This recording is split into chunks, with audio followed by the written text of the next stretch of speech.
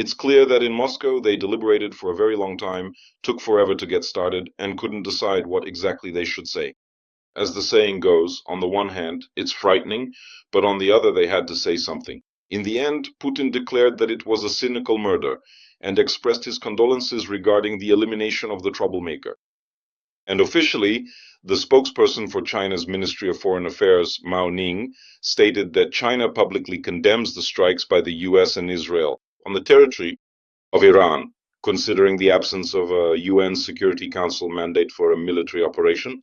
In other words, when it comes to conducting operations and intimidating Taiwan, China is allowed to do so. But for Americans and Israelis, destroying the criminal regime in Tehran, which is trying to acquire a nuclear bomb for itself, is not allowed.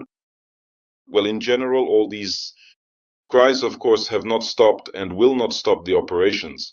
But China, unlike the Russians, will draw its own far-reaching conclusions. They will rearm themselves and do it even faster. Moscow is losing yet another ally, having done nothing to protect them. Moreover, they even turned off air defense systems and transponders in Syria so as not to accidentally shoot down Israeli missiles flying toward Tehran. So much for supporting an ally. Once again, Moscow has made a fool of itself, showing the whole world and all its allies that they absolutely cannot count on it if something like this happens.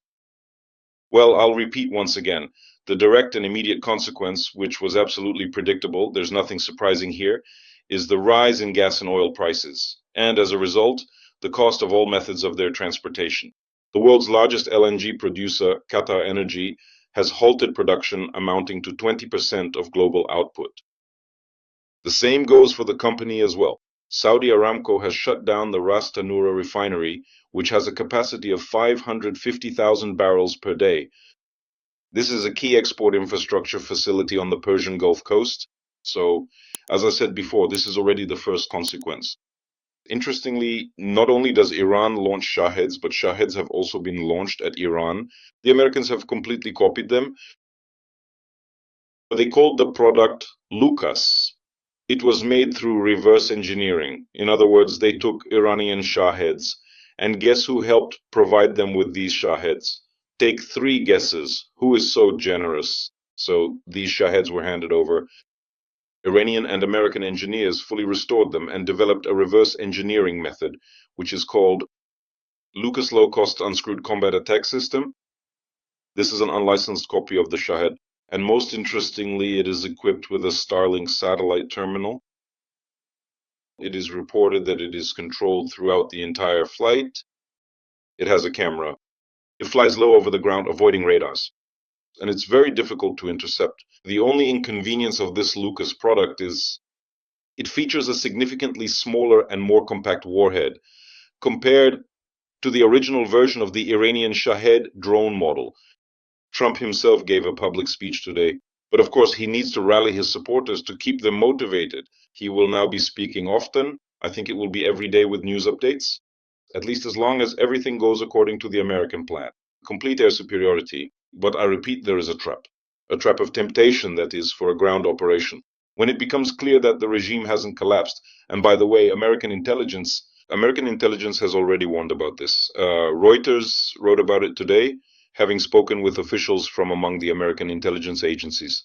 And in particular, according to a report from the US Central Intelligence Agency, they are very skeptical that it will be possible to undermine the foundations of the regime despite the elimination of the entire leadership, and that the situation may, let's say, escalate. If Trump starts a ground operation, this will inevitably lead to losses among American personnel, and as a result, of course, to even greater disappointment among Americans and in general, Trump supporters. So far, there are no signs that Trump will give the order to conduct a ground operation. But since the objective is not only to destroy the nuclear program, but also to completely destroy the fleet. By the way, they are doing this successfully, it must be said.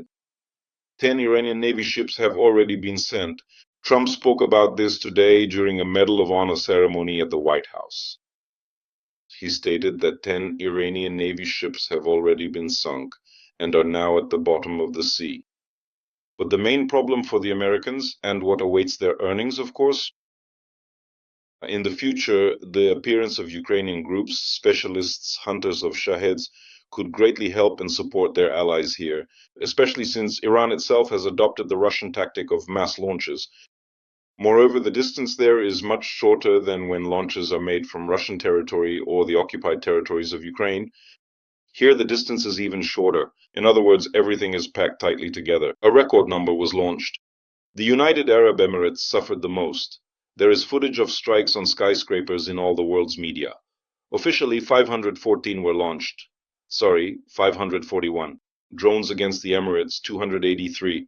Against Kuwait, Iran has launched 136 as of now. Against Bahrain, 12. Against Qatar, several dozen targeted Jordan. Well, it's a collapse, a crisis. We're seeing flight cancellations. It's practically impossible to fly out from anywhere except there, Amman, Saudi Arabia. There are huge problems, by the way. People are clearing out stores, prices for drinking water and hygiene products have skyrocketed. No one can leave. Plans are falling apart, trips, everything. Hotels are refusing to continue even when they're offered tourists. Either leave or pay, but people have run out of money. Some were counting on a limited budget. All of this is happening right now. Of course, I'll say it again. If Ukrainian interceptor teams to intercept Shaheds in the Middle East, were to appear, as the president of Ukraine suggested today, that could, of course, seriously defuse the situation. To this end, Zelensky appealed to Middle Eastern countries, proposing that they put pressure on Putin and achieve at least a 1-month ceasefire. Then he said, Ukraine would send our best drone operators and intercept teams to the countries of the Middle East. Will they take this path? Well, most likely, probably not. For the countries of the Middle East, there is a chance. A chance, as they say, to put pressure on the war criminal in the Kremlin and try to solve their own problems. For now, my forecast is as follows. The war will drag on, and it will drag on seriously and for a long time. It will be accompanied by new losses, since strikes will be carried out on American military bases in all neighboring countries. Oil prices in the Gulf, obviously, will continue to rise in the short term. This is absolutely obvious. This 18% jump, as they say, is nothing so far. This is just a warm-up. Summer is ahead, the hottest season. And we understand that Trump has no way back. He can't stop now. Now he's like a bulldozer. He's already rolling. He's moving forward. He needs to destroy this regime. Otherwise, this will turn into the most serious problems for him before the end of this year. That's why Trump will, of course, strive to finish off Iran. It will be extremely difficult to do this. As a result, we are already seeing suicide and fanatic attacks on American diplomatic missions. Unfortunately, this is what awaits us in the future. In other words, there will be attacks, diplomatic missions of the US, Israel, and other Western countries that participated in the operation around the world. Fanatic kamikazes will try to attack and destroy, including citizens of these countries wherever they can reach them abroad.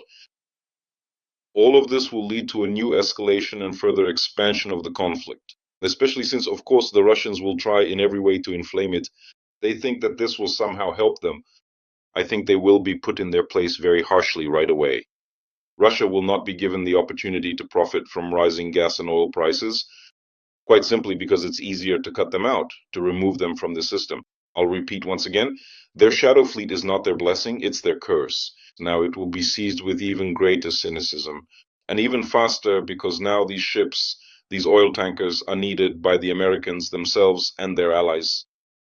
In short, the war will keep expanding. This is exactly the Third World War, which people in Ukraine had warned about.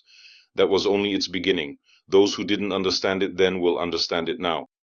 But if they still don't understand, as the saying goes, war doesn't care whether you're smart or a fool.